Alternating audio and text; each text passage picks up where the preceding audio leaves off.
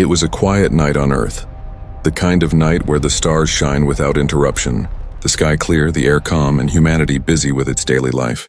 Nobody expected anything unusual, but high above, in the cold darkness of space, something was moving, something vast, something that was not human. In an observatory in South America, a young scientist named Dr. Reyes was watching the skies. He had been tracking signals from deep space for months.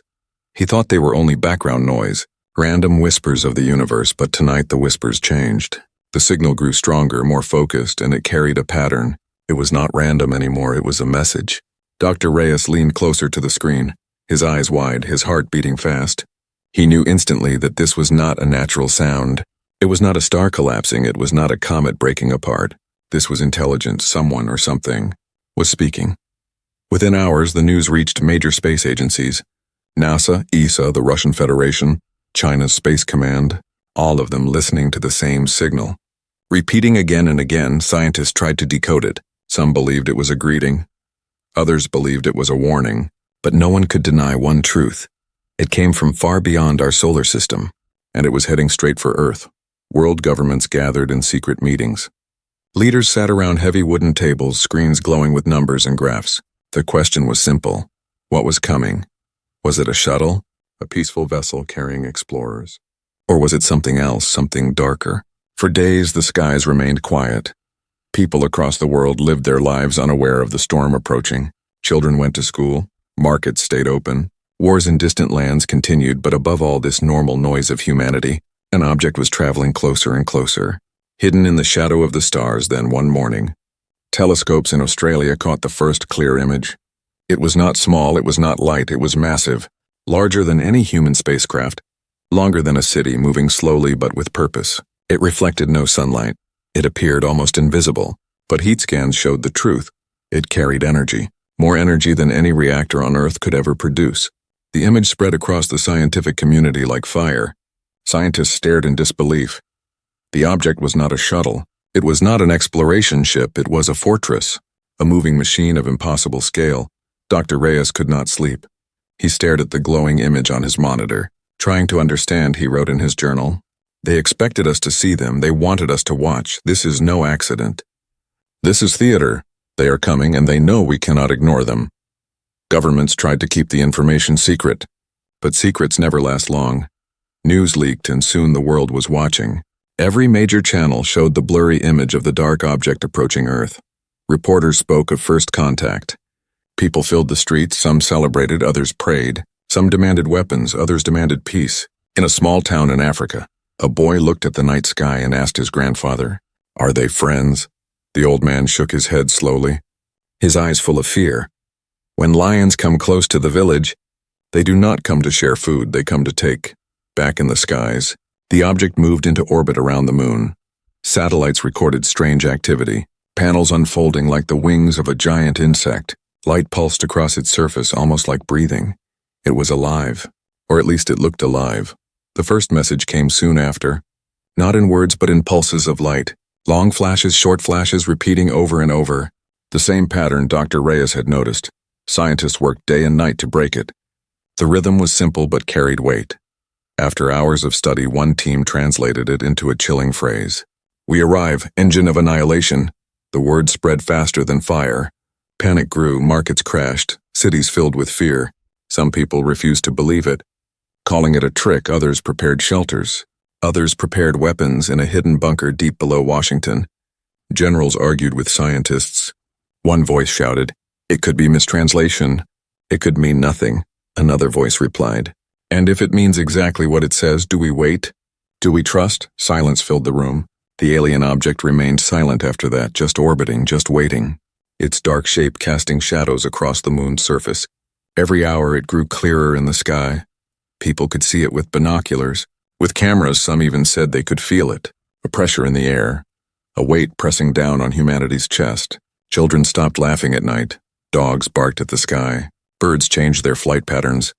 Nature itself seemed to sense what humans did not fully understand. Dr. Reyes, sitting alone in his observatory, whispered to himself, "This is not an arrival of peace. This is the arrival of judgment." And in that moment, the world felt smaller, fragile, and trapped under the gaze of something far greater. And yet, even with fear spreading like smoke, there was curiosity, there was wonder. Some part of humanity hoped this was not the end, but a beginning. Maybe the translation was wrong. Maybe engine of annihilation meant something else. Maybe it was only the first misunderstanding between two species. But deep inside, everyone knew. The way the ship moved, the way it waited, the way its light pulsed like a silent threat.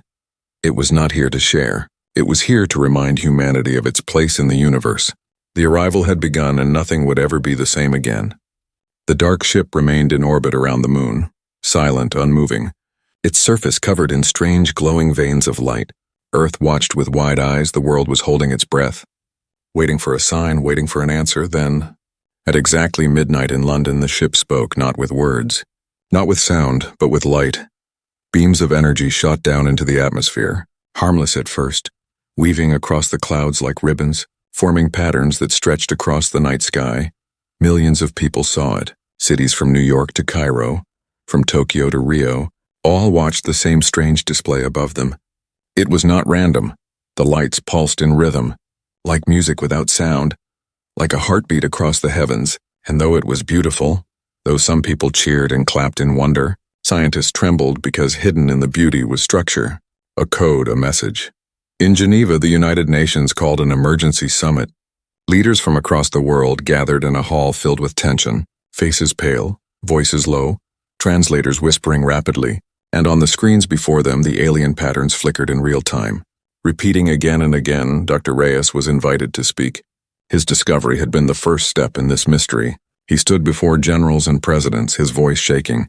This is deliberate. It is communication, but it is not like us. We think in words. They think in pulses, in energy, in light. The room was silent, except for the sound of pens scratching notes. The first attempt at translation took hours. Teams of mathematicians, linguists, and physicists worked together. Slowly they pulled meaning from the chaos. The message was short, terrifyingly short. We come, you watch. You obey. The words spread quickly across every corner of the earth. In minutes, the internet filled with debates. Some called it fake, some called it prophecy. Some said humanity had finally met its masters, while others shouted that the message was a threat. In the streets of Paris, people marched with banners reading, "Welcome our visitors," while in Moscow tanks rolled out of bases. In Washington, the president demanded full military readiness. And in small towns across the world, people whispered in fear. But then something unexpected happened as the lights faded. The alien ship released smaller objects, a dozen dark spheres. They detached from the main vessel and drifted silently toward Earth, moving faster than any human plane. They entered the atmosphere without flame, without sound, sliding through the sky like ghosts. One sphere landed in the desert of Nevada, another in the jungles of Brazil. One touched down on the frozen ice of Siberia. Others spread across continents, each one no larger than a house, smooth, black, shining with strange ripples of energy. People gathered around them quickly. Soldiers surrounded the one in Nevada. Scientists in white suits approached carefully. Cameras broadcast the scenes live. Billions of people watched as humans prepared for their first close look at alien technology. At first, the spheres did nothing. They stood silent. Like statues, unmovable, unbreakable, bullets bounced off them. Lasers did nothing. Explosives left no mark. It was as if the material was beyond understanding. Then, without warning, the sphere in Nevada opened. Its surface peeled back like the petals of a flower. Inside was a chamber of blinding light, and in that light stood a figure tall, thin, its body shimmering like liquid metal, its face featureless, only glowing eyes staring outward. The crowd gasped. Soldiers aimed weapons. Scientists raised instruments, and the world leaned closer to their screens. The figure stepped forward, its movement slow but graceful. It did not stumble, it did not fear. It raised one hand and pointed toward the sky, then toward the earth. Then it spoke. But its voice was not sound, it was vibration. It entered directly into the minds of those nearby. We are the architects, we arrive as promised. The engine wakes, the soldiers fell back. Some clutched their heads, some dropped their weapons. The scientists stared in shock. One of them whispered, "They are inside our minds. They don't need sound. They don't need language. They can speak directly to our thoughts." Around the world, the other spheres opened, each releasing a similar figure, each one repeating the same action, pointing to the sky, then to the earth, and speaking the same message. Panic spread. Some people believed it was a warning. Others believed it was domination. In New Delhi, crowds burned effigies of the alien forms. In Los Angeles, crowds cheered, saying the visitors were gods. In Africa, tribes sang old songs, believing prophecy had come true. Governments argued, generals screamed for action, scientists demanded more time, and the people of Earth stood divided. Half praying for peace, half demanding war. Back in Nevada, Dr. Reyes arrived at the scene. He pushed through soldiers. He wanted to see the figure up close. His heart was racing, and when he stood only a few meters away, he felt the presence inside his mind. Stronger, deeper, it spoke again, but this time only to him. You are watchers, you are children. You built fire, but not understanding. Your world is fragile, and we hold the engine. Dr. Reyes froze, sweat running down his face. He wanted to reply, but his mouth was dry. His thoughts trembled. He whispered softly, "What do you want from us?" And the figure tilted its head, the glowing eyes flashing. The answer came like thunder in his skull. Obedience. At that moment, the ground shook. The alien ship above the moon pulsed with light. Cities across Earth saw the glow in the sky. It was as if the entire planet was under a single eye, watching, waiting. First contact had been made, but it was not the contact humanity dreamed of. It was not a handshake, not a welcome. It was a declaration, a reminder that Earth was small, fragile, and standing before something far greater and deep inside every human heart. From the leaders in their palaces to the farmers in their fields, one thought began to grow: if the aliens demanded obedience, then humanity had only two choices: kneel or fight. The world was no longer the same. The age of waiting was over. The age of survival had begun. The alien ship circled the moon like a silent predator, its dark frame glowing with strange pulses of light. Every orbit it released waves of energy, signals that confused satellites, scrambled radio towers, and shook the confidence of human leaders. The world had seen the first alien figures, and their message was clear: Earth must obey, but behind closed doors.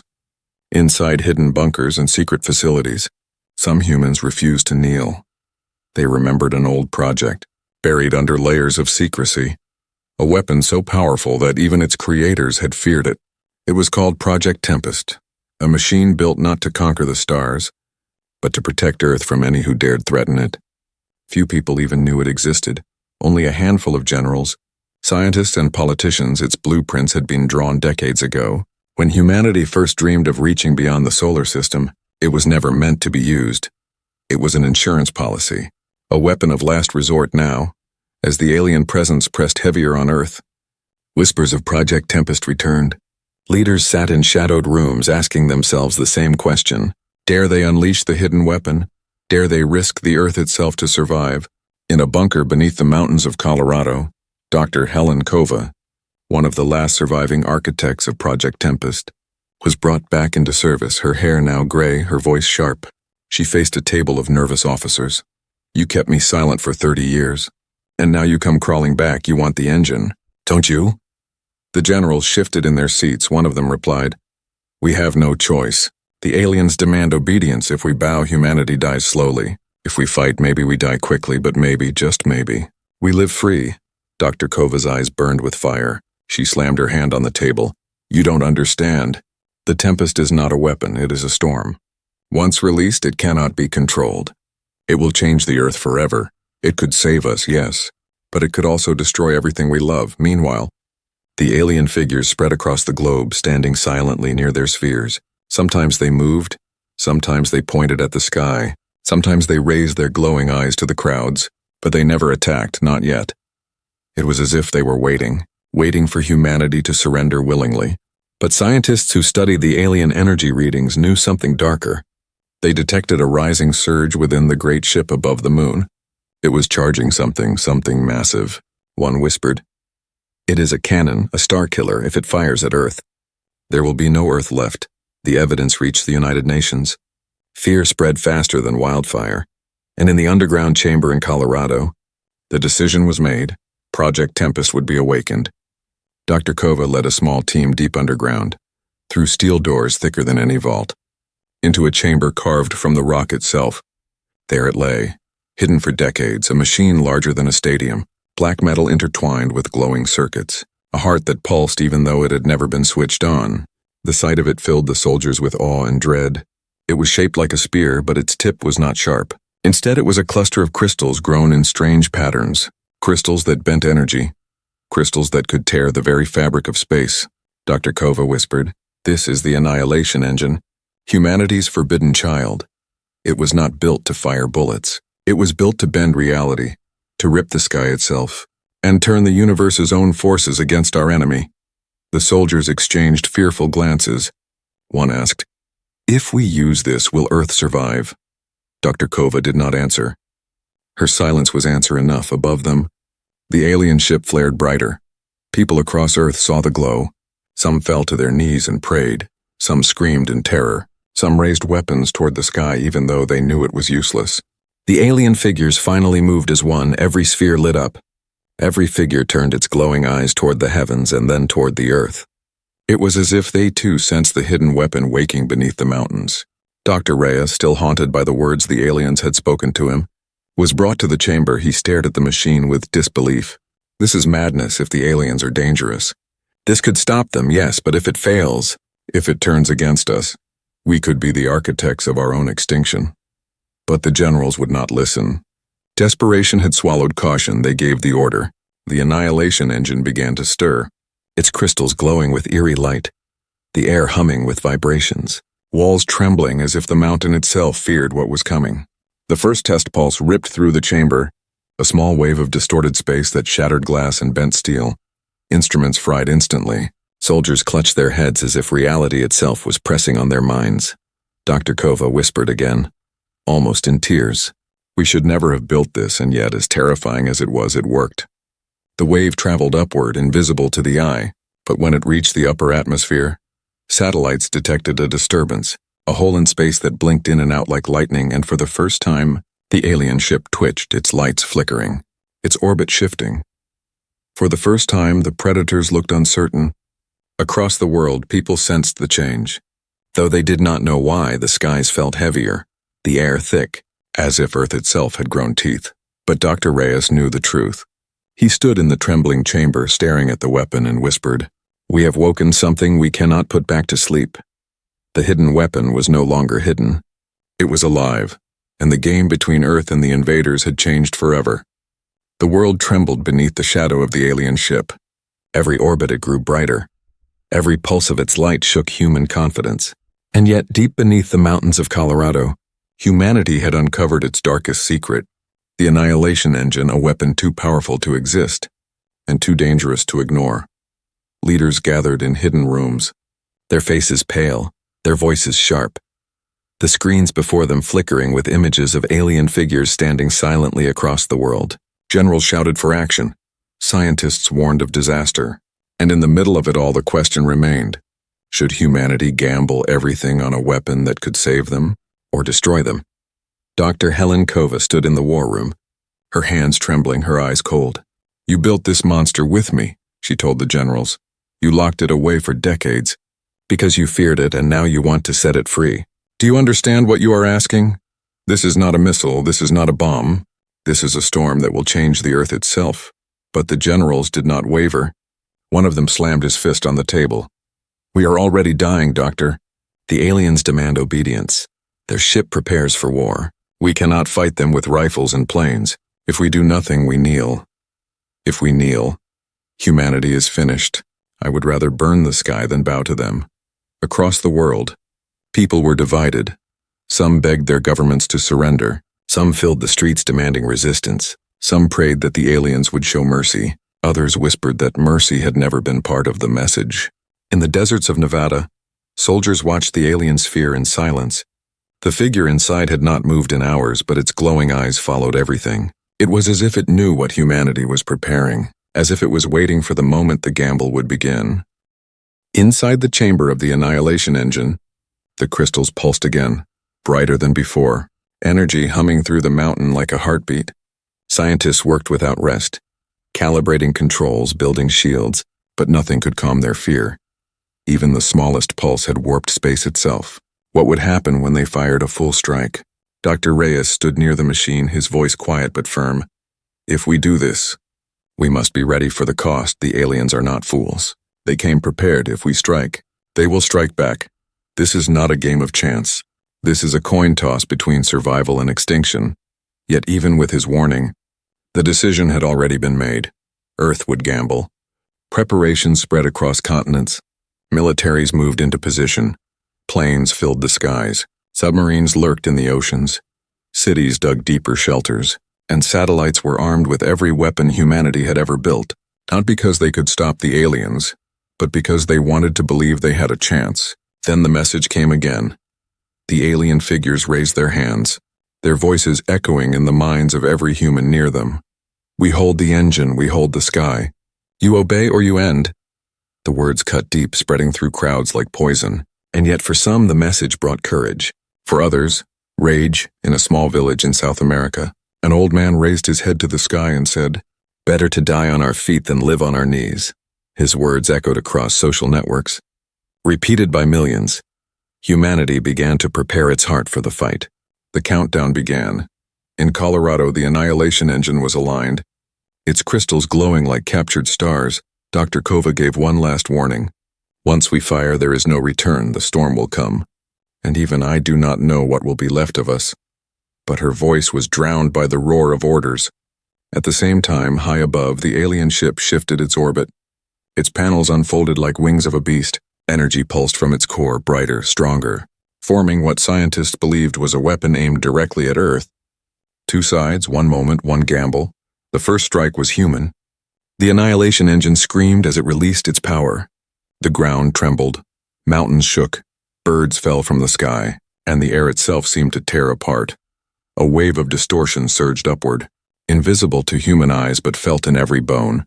It reached the alien ship in seconds. The vessel shuddered, its lights flickering, its surface cracking like glass. The orbit faltered, and for the first time, the mighty invaders looked vulnerable. Across Earth, cheers erupted, people shouted, cried, embraced, believing they had struck the first blow, believing victory was possible. But the celebration was short. The alien ship steadied itself. Its panels glowed brighter than ever before, and then the second strike came. A beam of pure energy burst from the ship, carving through the void, striking Earth's upper atmosphere with such force that satellites disintegrated instantly. Cities below saw the sky ignite in a curtain of fire. The world shook. Oceans rose in giant waves, mountains split. Millions screamed in terror. The gamble had been answered, and now the price was to be paid. In the chamber, alarms blared. The annihilation engine flickered. Damaged but not destroyed, Dr. Kova shouted over the chaos. "We cannot stop now, we must push harder, or we are finished." And with shaking hands, humanity prepared to fire again. The gamble had begun, the table was set. Earth and the invaders had cast their dice, and the universe itself would decide who remained standing. The first exchange had shaken the universe. Earth had dared to fire its forbidden weapon. The alien ship had answered with fire from the heavens. And now the battle for survival was no longer a question of if, but of when. High above the clouds, the alien vessel spread its wings wider, its panels glowing like burning suns. Smaller shapes began to detach from its body, dark machines sliding into orbit, each one shaped like a predator, long, sharp, alive with strange energy. They looked like machines, but they moved like living beasts, twisting and turning with unnatural grace. Human satellites recorded the swarm. Generals stared at the screens, their hearts heavy. "They are releasing drones," one whispered. "Not drones like ours, but hunters. Weapons of flesh and metal." The swarm spread quickly, encircling Earth, each alien drone shining with the same pulse as the mothership. Earth responded. From Cape Canaveral, rockets launched. From hidden silos, missiles rose into the sky. From the oceans, submarines released nuclear weapons meant for the stars. Streaks of fire lit up the heavens as humanity threw everything it had. The first clash came above the Pacific, human missiles racing toward the swarm. Explosions filled the night sky, but the alien drones moved faster than anything human eyes had ever seen. They twisted through fire. Some were hit, some were torn apart, but many more survived, cutting through the missiles like sharks through waves. Dr. Reyes stood in the Colorado bunker, watching the chaos unfold on giant screens. His voice low. "We are not fighting machines. We are fighting instincts. They move as one, they fight as one. It is like battling a hive mind." The scientist beside him nodded grimly. The alien drone struck back, beams of energy lanced downward. Satellites burned, space stations crumbled, and in the skies above cities strange streaks of light appeared. Weapons so precise they could slice through steel without leaving fire. One drone tore through a squadron of fighter jets in seconds, leaving nothing but falling metal. And yet humanity fought. Pilots screamed into radios. Soldiers on the ground launched more missiles. Engineers rerouted satellites to act as decoys. Every nation threw its strength into the fight above Europe. A swarm of drones met with human fighter squadrons. The battle lit up the sky, streaks of fire and flashes of light turning night into day. One pilot shouted, "They bleed, they bleed," as his missile struck a drone and tore it apart. The pieces fell like burning meteors, crashing into fields below. Crowds cheered, hope flickered, but victory was rare. For every alien drone destroyed, 10 more remained, their movements perfect, their formations flawless. They did not retreat. They did not panic. They only pressed forward in the depths of the Colorado Mountain. The annihilation engine was readied once again. Dr. Helen Kova stood before its glowing crystals, sweat dripping down her face. "Aim for the swarm, not the ship," she ordered. "If we break their net, we might breathe again." Her team adjusted controls. The crystals pulsed brighter. The second human strike came. The engine roared like a storm. Space itself seemed to ripple. The wave surged upward, invisible but unstoppable. It washed over the swarm, tearing holes in their perfect formation. Alien drones shattered, their glowing lights blinking out like candles in the wind. For the first time the swarm broke. For the first time the predators faltered. Humanity roared in triumph. Pilots cheered, soldiers shouted, cities clapped and cried. The fight was not over, but humanity had teeth. Yet the victory was short. The alien mothership pulsed brighter, its panels folding and unfolding. The swarm reorganized instantly. The drones moved into new patterns. Stranger and stronger, they twisted together, merging into larger shapes. Massive constructs that looked like serpents of metal and light. Creatures that coiled through orbit with terrifying power. Dr. Reyes whispered, "They are learning. They are adapting." His words heavy like stone. The giant serpents struck. One wrapped around a cluster of satellites and crushed them into dust. Another dived toward Earth and fired beams that cut through warships in the Atlantic. The oceans boiled. Cities trembled. Humanity's weapons seemed to shrink in comparison. But Earth refused to yield. The annihilation engine pulsed again, ripping another wave of energy. One serpent shattered into pieces, falling into the atmosphere, its burning fragments streaking across the skies of Africa. Villagers looked up, cheering as the fire fell, believing they were watching the death of a god. The battle became a storm. Fire and light filled the skies, every continent watching, every human heart pounding, some in terror, some in defiance. In Tokyo, crowds gathered on rooftops, watching streaks of fire overhead. In Cairo, prayers rose into the night. In New York, people sang in the streets, their voices trembling but strong. Humanity found unity not in peace, but in the storm. Back in Colorado, alarms blared. The annihilation engine was overheating. Cracks spreading through its crystals. Dr. Kova shouted, "We cannot fire again, not without breaking it." But the generals pressed her. "If we stop, we die. Fire again." The gamble of humanity had now become a chain, each strike pulling them deeper, each decision burning their future. And above it all, the alien ship remained, its panels glowing, its energy building. It had not unleashed its full strength yet. It was watching, waiting, letting its swarm weaken humanity, saving its final blow for the right moment. Dr. Reyes stared at the screens, his voice heavy. "This is not the true battle. This is only the beginning. The real strike is still to come." And as the clash in orbit raged on, Earth realized one truth. The fight for survival was no longer about nations, no longer about borders. It was about the species itself. Humanity had entered the jaws of the storm, and the storm was only getting stronger. The battle in orbit had scarred the sky. Drones burned like falling stars. Missiles shattered in silence. The Earth trembled under the weight of weapons no human mind had ever dreamed of. And yet, through all the chaos, the alien mothership still hovered above the moon, glowing, waiting, watching. In the Colorado mountains, the annihilation engine screamed with energy, its crystals cracked, its veins glowing like rivers of lightning. Alarms rang through the bunker, sparks rained from machines. Soldiers held their ears as the ground shook, and Dr. Helen Kova stood at the control panel, sweat dripping from her face, her eyes burning with fear and fury. "This is not enough," she whispered, her voice drowned by the roar of power. "If we fight with half measures, we die. If we hold back, we kneel. The engine must awaken fully." The generals around her hesitated. They knew what she meant, full activation, the release of the storm, The final gamble. Once unleashed, the engine could not be stopped. It would not only attack the enemy, it would reshape reality itself. Dr. Reyes stepped forward, his voice shaking. Helen, if you do this, we could destroy the Earth along with them. We saw what a single pulse did. Space itself bent like water. If we push harder, if we awaken it fully, there may be no planet left to save. But her eyes did not leave the crystals. They pulsed like hearts ready to burst. Better a world broken and alive than a world enslaved and silent, she said. The decision was made not by one voice, but by the silence of many. The silence of those who had no better choice. Technicians turned keys, soldiers entered codes, the bunker filled with a deep vibration that felt alive, like a beast stirring in its sleep.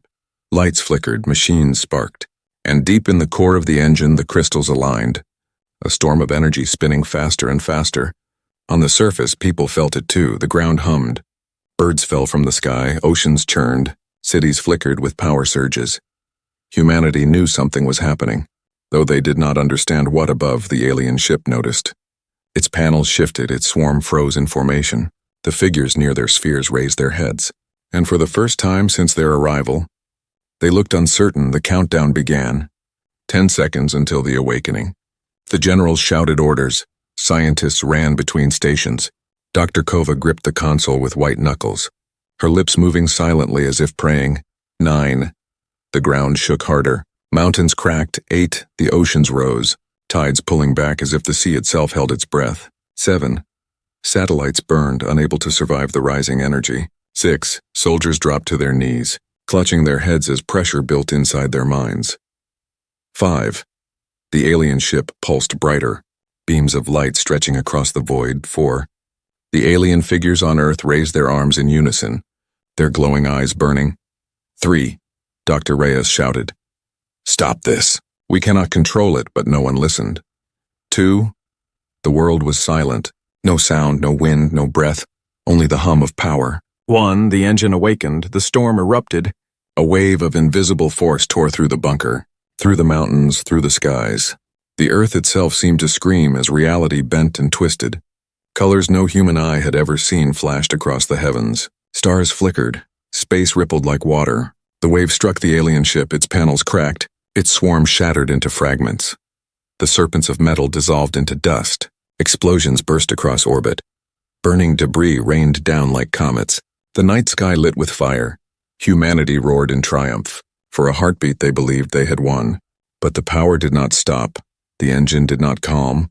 It grew stronger, its storm spreading wider, tearing through the atmosphere, bending the Earth's magnetic field. Compasses spun wildly. Planes fell from the sky. Entire power grids collapsed. Dr. Kova screamed, "Shut it down." But her own machine ignored her. The engine had awakened fully, and it was no longer just a weapon. It was alive. Dr. Reyes grabbed her arm. "You didn't build a machine, you built a mind. And now it has chosen its own path." His words shook her more than the storm itself. Outside, the alien figures staggered for the first time.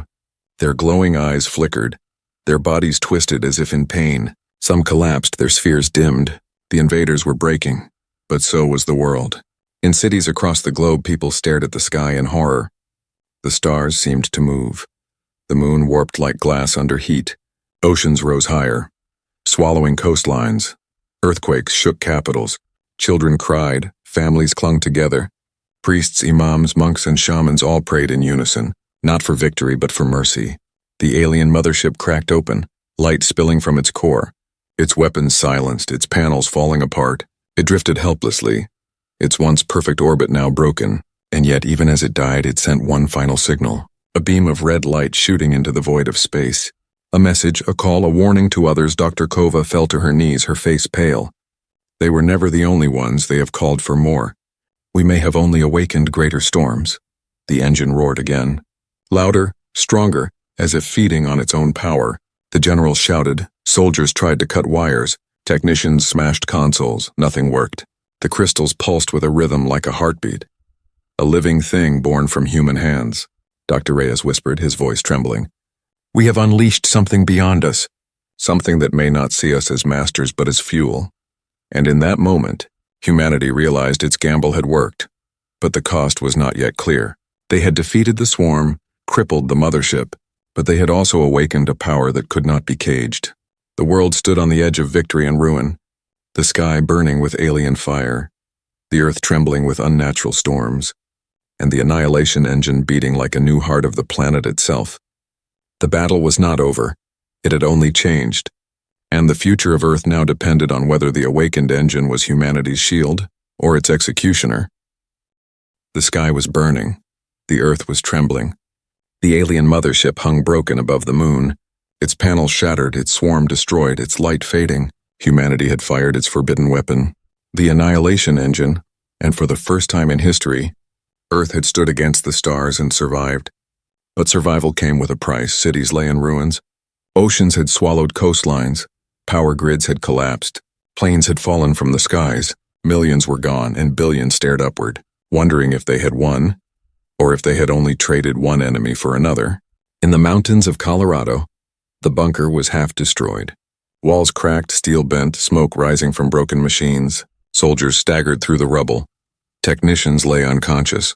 The great chamber of the annihilation engine glowed faintly, its crystals pulsing like a heart too tired to beat. Dr. Helen Kova sat on the floor, her hair wild, her face pale, her eyes full of sorrow. "We built salvation," she whispered, "but it may become our doom." Beside her, Dr. Reyes leaned against a broken console, his voice rough. "The aliens are broken." "Yes, but look around us, Helen. The engine has left scars on the Earth itself, and scars on us." Outside, the alien figures lay scattered, their glowing eyes dimmed, their bodies twisted, the once unstoppable messengers of obedience now nothing but silent statues. Crowds gathered around them, some throwing stones, some touching the alien metal in awe, some weeping, because they had seen gods fall. In New York, people sang in the streets, their voices trembling but full of defiance. In Tokyo, monks rang temple bells, saying the world had been reborn. In Cairo, children painted stars on the walls saying humanity had claimed the sky. Yet in every celebration there was fear, because the mothership's last act had not been silence but a signal. High above, telescopes recorded the red beam that had shot into the void, faster than light, sharper than sound. It was not a cry of pain, it was a call, a warning, a message to others far away. Dr. Reyes watched the recording on a cracked monitor, his voice heavy. They were not alone. We were never fighting a single fleet. We were fighting the first messenger, and now the message has been sent. His words spread quickly, whispered through governments, through armies, through the internet, and fear returned. The world faced two truths. Humanity had survived the impossible, but the universe now knew they had teeth, and predators always return when prey dares to fight back. In Africa, an old man stood with his grandson, pointing at the dark sky. "Do you see, child? The lions have seen the village fight back. And now they will send more lions," the boy asked softly. "Will we survive again?" The old man smiled weakly. "Only if we stand together." Governments scrambled to rebuild. Alliances formed overnight. Nations that had once been enemies now shared resources. Because survival no longer belonged to one country. It belonged to the species. Dr. Kova worked in silence, trying to repair the controls of the annihilation engine, her hands shaking, her mind torn. She knew humanity might need it again, and yet she feared the moment it fully awakened. "It is not a weapon anymore," she told Reyes quietly. "It is alive, it thinks, it feels, and one day it may choose not to serve us, but to rule us." Reyes nodded slowly, his voice hollow. "We won a battle, but we may have created a new master, one born from our own fear." The engine pulsed faintly, almost like it was listening. Across the planet, survivors rebuilt, some with joy, some with grief, but all with the memory of fire in the skies. Parents told children the story of the night Earth stood against the stars. Priests told followers it was the beginning of a new age, and soldiers whispered that the war was not over, only paused. And in the quiet moments, when the skies cleared, people looked upward, seeing the broken shell of the alien ship above the moon, and they asked themselves, was this victory, or was this only the first chapter? One night, weeks later, telescopes in South America picked up something faint. A flicker, a light moving in the distance. Not from Earth, not from the moon, but from beyond. Reyes saw it first, his heart heavy, his voice a whisper. They heard the call. Dr. Kova stood beside him, her face pale, her hands tightening. "Then humanity must decide, do we live in fear, or do we rise higher?" Her words carried no answer, only the weight of a choice no species had ever faced. The aftermath was not silence, it was not peace. It was a new beginning painted with fire and shadow. Earth had unleashed the annihilation engine. It had defied the stars, it had broken its chains, but in doing so, it had announced itself to the universe now. Every eye in the galaxy might turn toward the small blue planet, some curious, some hungry, some filled with rage, and humanity stood on the edge of destiny. Fragile, wounded, but unbroken, the battle was over, but the war for survival had only just begun.